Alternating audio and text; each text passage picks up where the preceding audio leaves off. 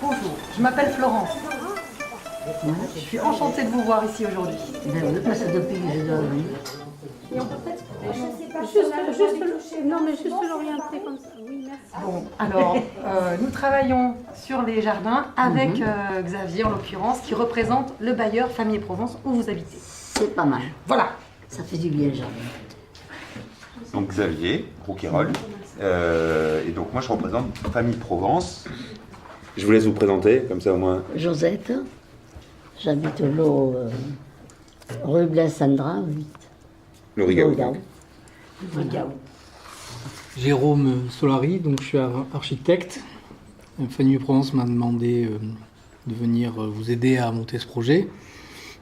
J'ai un peu travaillé sur Ancagnan puisque j'ai participé à l'audit préalable à la réhabilitation d'Ancagnan, donc je connais un peu l'endroit, le site. Voilà, puis j'ai un peu bourlingué dans un passage au Brésil où j'ai été amené à travailler un peu sur des projets participatifs comme ça. On travaillait pour la mairie de Rio et on venait présenter le résultat des projets devant les habitants et on essayait de les concrétiser après. Voilà, donc je suis assez intéressé par votre projet et j'espère que je vous aiderai en tout cas à avancer là-dessus.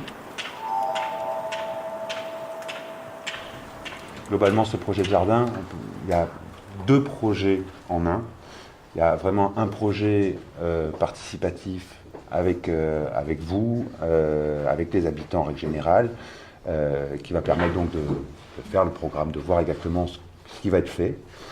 Et puis en parallèle, donc Famille Provence, nous on est plus là pour voir la partie un peu réalisation. Donc il y a un projet qu'on a considéré comme une requalification d'espace extérieur, un projet d'investissement qu'on va réaliser avec un architecte donc qu'on a mandaté, donc qui est Jérôme.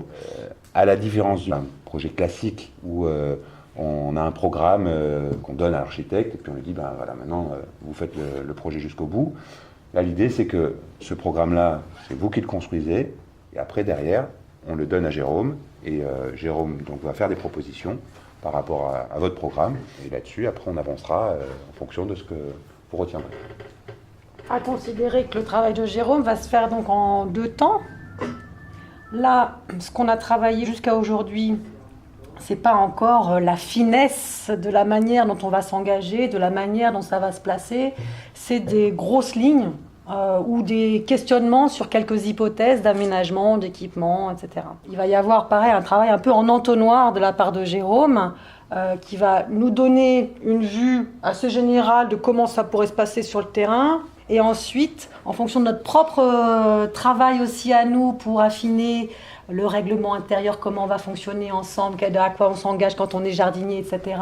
Jérôme va pouvoir aussi affiner son travail. On se fixe quand même de réaliser les travaux un peu préparatoires, donc tout ce qui est terrassement, études de sol, tout ça, assez rapidement, donc avril-mai, pour qu'après, à ce moment-là, le projet, vous puissiez mettre ça en même temps en œuvre assez rapidement, quoi.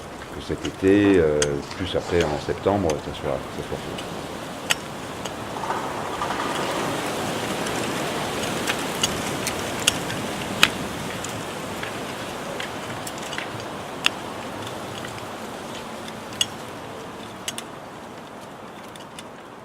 Je voulais vous donner le programme aussi des prochains ateliers, comme ça c'est calé. C'est ce qui a été posé dans les cages d'escalier. C'est tous les mercredis, de 17h à 19h, sauf sur quelques dates et c'est marqué dessus. L'idée c'est de s'assurer au 15 mars, un samedi, jour de présentation de notre travail aux autres locataires du quartier, que ça pourrait être ce jardin en bas de l'ouvrier. Donc le 15 mars, c'est une présentation de notre travail sur le jardin de l'ouvrier. Et l'idée, c'est de présenter un petit peu pourquoi est-ce qu'on a fait certains choix, les questions qui restent à se poser, etc.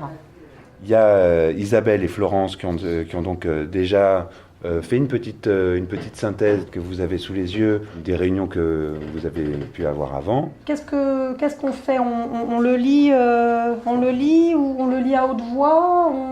Qu'est-ce que vous en pensez ? On va le lire. Je vais le lire, d'accord ? Ce que je voudrais, c'est avoir la certitude qu'on est au clair sur ce que j'ai posé. Donc, Dites ok, ça Banco, ah t'as oublié ça, ah ça tu l'as dit mais on comprend pas très bien. Jérôme pareil, tu fais partie du jeu, Xavier pareil. Ok, c'est parti. Toutes les propositions, toutes les questions qui restent encore à poser sont finalement en lien avec 3 dimensions. Dimension écologique, on s'occupe de l'environnement, on est en plein dedans. Une dimension économique, comment on fait pour que ce soit pas trop cher pour nous et peut-être aussi des équipements bien conçus. Et puis solidaire parce qu'il y a une idée d'être ensemble en fait et de faire ensemble. Faire pour soi mais faire ensemble. On part du thème de la clôture parce que donc on est en ville et que aujourd'hui l'espace c'est d'abord un espace crottoir. Quand le jardin sera préparé, mis à nu, la terre préparée, etc. Ça veut dire que les chiens n'auront plus la même place sur ce lieu. Un jardin clôturé, oui, pour éviter le passage des chiens sur les parcelles.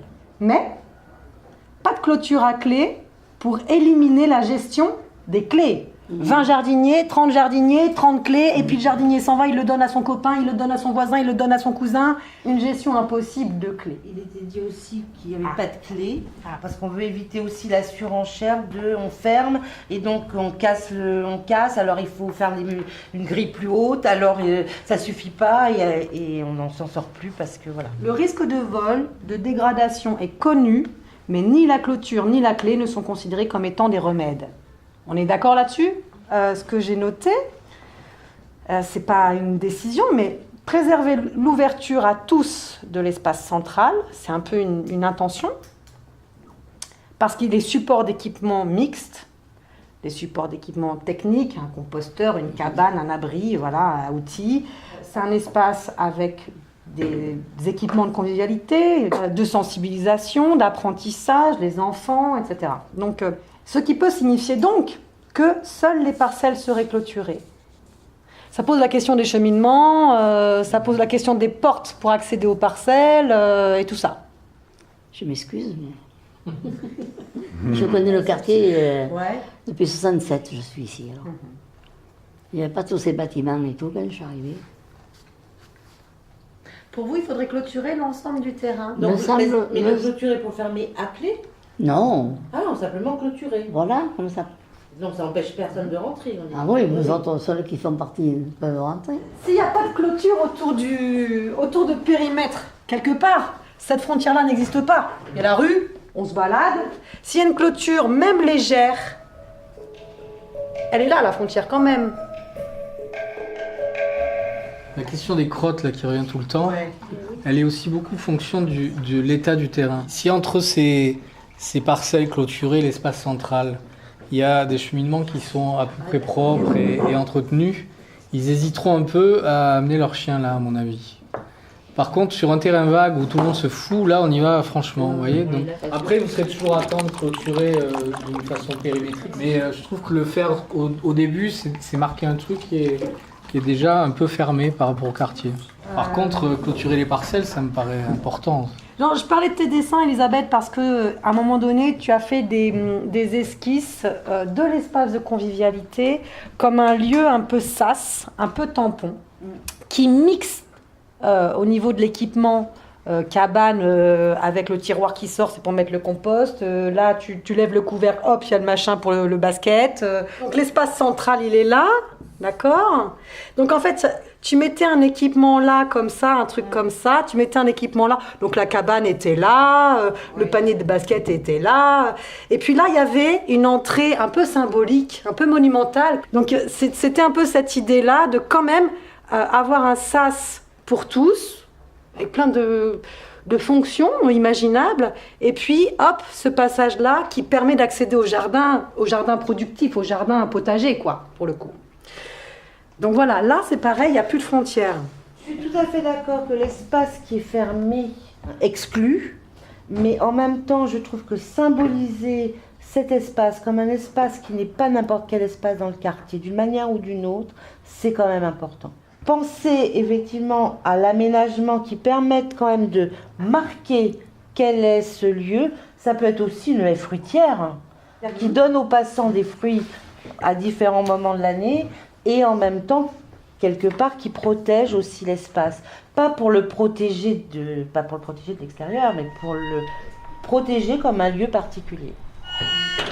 d'être dans un espace protégé, mais qui soit quand même ouvert aux autres, hein, de regard, au moins de visu, avec une entrée qui donne envie d'y aller. Mais pour les gens qui sont dedans, ça va créer une micro-communauté, et là, il peut y avoir un truc qui peut être intéressant.